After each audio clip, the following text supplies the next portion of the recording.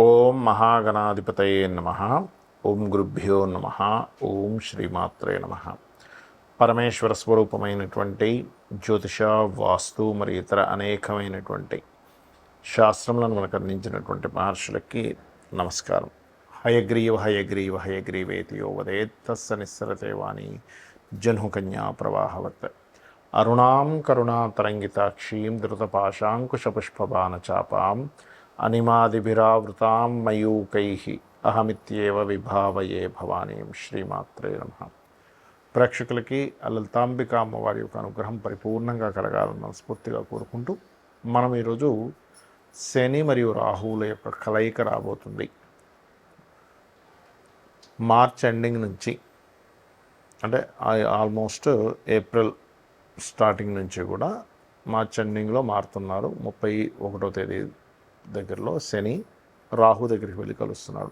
ఈ శని రాహువులు ఇద్దరు కూడా మనకి మీనరాశిలో కలిసి ఉన్నందుకు ఇది ఏప్రిల్ మరియు మే, పూర్తిగా ఏప్రిల్ మొత్తము మే మొత్తము కలిసి ఉంటారు. 2 నెలల పాటు ఉండేటువంటి ఈ కలయిక వల్ల ద్వాదశ లగ్నముల వారికి, లగ్నం తెలియని వారు రాసి చూసుకోండి, వారికి ఎటువంటి ఫలితములు జరగనున్నాయి, ఏ విషయాల పట్ల జాగ్రత్తగా ఉండాలి, మరియు ఈ గోచారం దేశాల మీద లేనట్లయితే మిగతా వాటి మీద ఎలాంటి ప్రభావం చూపిస్తుంది అనేటువంటి విషయాలు చెప్తుంది. నేనైనప్పటికీ కూడా చెప్పిస్తుంది సాక్షాత్ లలిత అమ్మవారిగా భావిస్తూ ఒక్కొక్క లగ్నం గురించి మనం తెలుసుకుందాం. కన్యా లగ్నము, కన్యారాశి. కన్యవారి కనుక చూసుకున్నట్లయితే ప్రధానంగా ఇక్కడ 7వ స్థానంలో మీకు శని మరియు రాహు యొక్క కాంబినేషన్ ఉంది.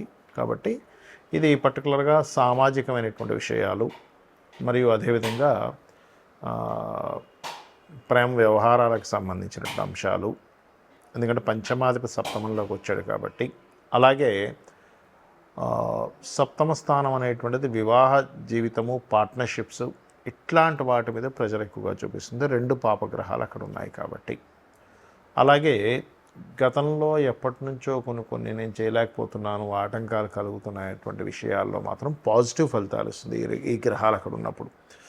కాకపోతే మీరు ఏదైనా ఇప్పుడు చూడండి, ఇవాళ రేపు యూట్యూబ్స్లో కానీ లేనట్లయితే కొన్ని వాటిలో మనం చేస్తూ ఉంటాం. అంటే కొన్ని వీడియోస్ చేసేటువంటి వారు సామాజిక సంబంధించిన విషయాల్లో కొంత వ్యతిరేకత వస్తుందనేటువంటి దృష్టిలో పెట్టుకొని యూట్యూబ్స్లో కావచ్చు, ఎనీ ప్లాట్ఫామ్, ఈ డిజిటల్ ప్లాట్ఫామ్స్ మీద చేసేటువంటి విషయాల్లో ఆ యొక్క జాగ్రత్త ఖచ్చితంగా తీసుకోవాలి. అలాగే మరొక విషయం ఏంటంటే, ఇక్కడ ఈ 7వ స్థానం అనేటువంటిది జీవిత భాగస్వామిని ఎంపిక చేసుకునే స్థానంగా కూడా చెప్తూ ఉంటారు. సహజంగా ఈ కాంబినేషన్స్ ఉన్నప్పుడు ఒక్కొక్కసారి డెసిషన్ తీసుకునేటప్పుడు, వివాహ జీవితం లేదా జీవిత భాగస్వామి వివాహం చేసుకుందాం అనుకునేటువంటి డెసిషన్స్ తీసుకునేటప్పుడు, లేదా ఏదైనా ఒక బిజినెస్ స్టార్ట్ చేస్తూ పార్ట్నర్స్ని ఎంపిక చేసుకునేటువంటి విషయంలోని, లేదా అడ్వర్టైజ్మెంట్ మార్కెట్లోకి వెళ్ళేటువంటి విధి విధానాల్లోని ఒక్కొక్కసారి ఇది ఏమవుతుందంటే శని రాహులు కలయిక ఉన్నప్పుడు ఒక సునామీ సృష్టిస్తుంది. ఒక్కోసారి అద్భుతంగా వెళ్తుంది, ఒక్కోసారి అయ్యో ఏదో ఊహించుకున్నది కూడా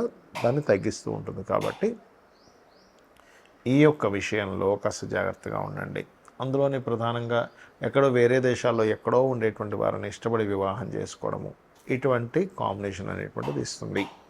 అయితే మీకు దీని యొక్క ప్రభావం ఎక్కువగా పడకుండా ఉండాలి. ఎందుకంటే ఇక్కడ ఈ కాంబినేషన్ ఇక్కడ ఉన్నప్పుడు మీరు ఇన్వెస్ట్మెంట్స్ చేసే విషయాల పట్ల కూడా కాస్త జాగ్రత్త వహించాలి. ఎందులో ఇన్వెస్ట్మెంట్ చేస్తున్నాం, అందులో ముఖ్యంగా బంగారం మీద ఇన్వెస్ట్మెంట్ చేసేటప్పుడు కన్యా లగ్నం వారు మరింత జాగ్రత్తగా చూసి ఇన్వెస్ట్మెంట్ చేయాలి. ఇక మీరు చేయవలసినటువంటి దేవతారాధన ఎక్కువగా వెంకటేశ్వర స్వామి ఆరాధన, దుర్గా చండీ పారాయణాలు, గణపతి యొక్క ఆరాధన చేయండి. గోవులకి 4 బెల్లపు ఉండలు తినిపించండి, అన్ని విధాలా బాగుంటుంది.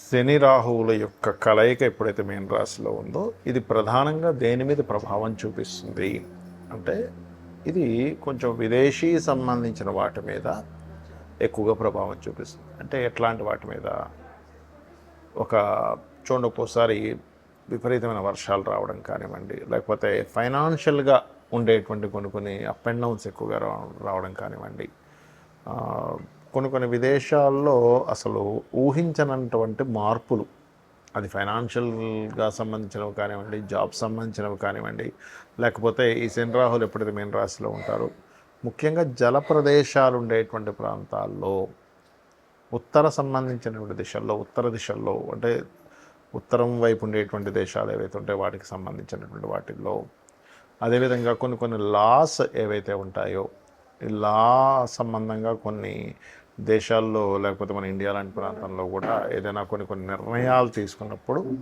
కొంత మత సంబంధించినటువంటి కల్లోలు ఏర్పడము, ఇట్లాంటివి శని రాహువుల యొక్క కలయిక ఇస్తూ ఉంటుంది. అదేవిధంగా ఈ శని రాహువుల కలయిక జరిగే ముందు మనకి ఈ ఉగాది వస్తూ అక్కడి నుంచి షష్టగ్రహ కూటమి ఏర్పడి అక్కడి నుంచి అట్లా ఆ గ్రహాలన్నీ కదిలిపోయి వస్తుంది. కాబట్టి మీన రాశిలో ఎప్పుడైతే ఇన్ని గ్రహాలు కలయికై దాని తర్వాత శని రాహులు రెండు మిగులుతున్నాయో ఇది పర్టికులర్గా ఏంటంటే అనేకమైనటువంటి వృత్తులు వ్యాపారాలు ఏవైతే ఉన్నాయో అనేకమైన వ్యాపారాల్లో చాలా చేంజెస్ తీసుకొస్తుంది ఈ కలయిక అనేటువంటి చూసుకున్నట్లయితే మీరు చూస్తూ ఉండొచ్చు కావాలంటే ఇది.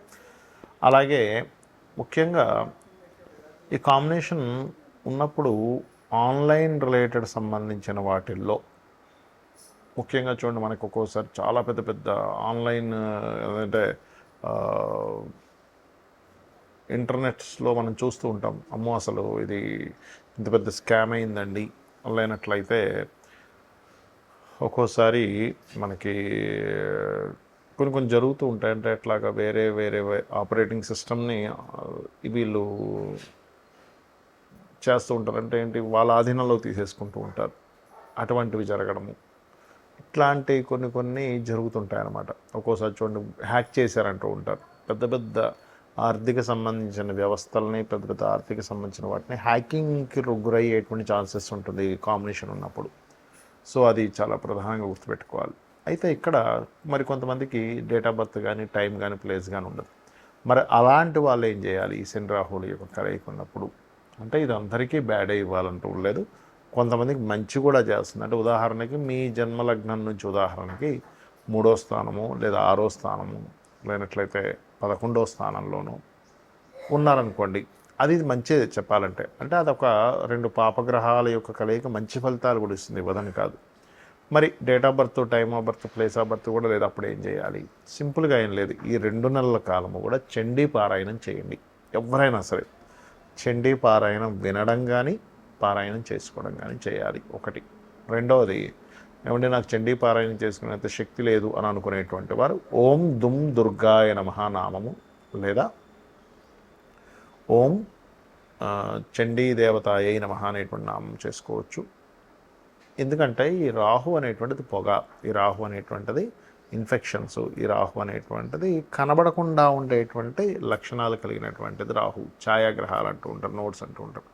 దానికి కర్మకారకుడు మీనరాశిలోకి ఎంటర్ అయినప్పుడు అది గురుత్వ సంబంధించిన రాశి అయినందుకు మనకి చూసుకున్నట్లయితే గొప్ప గొప్ప పీఠాధిపతులు లేనట్లయితే గొప్ప ఆధ్యాత్మికవేత్తలకు కూడా దీని యొక్క ప్రభావం పడుతుంది. వాళ్ళ యొక్క లైఫ్స్ మీద కూడా దీని యొక్క ప్రభావం పడుతూ ఉంటుంది శని రాహుల యొక్క కలయిక అనేటువంటిది.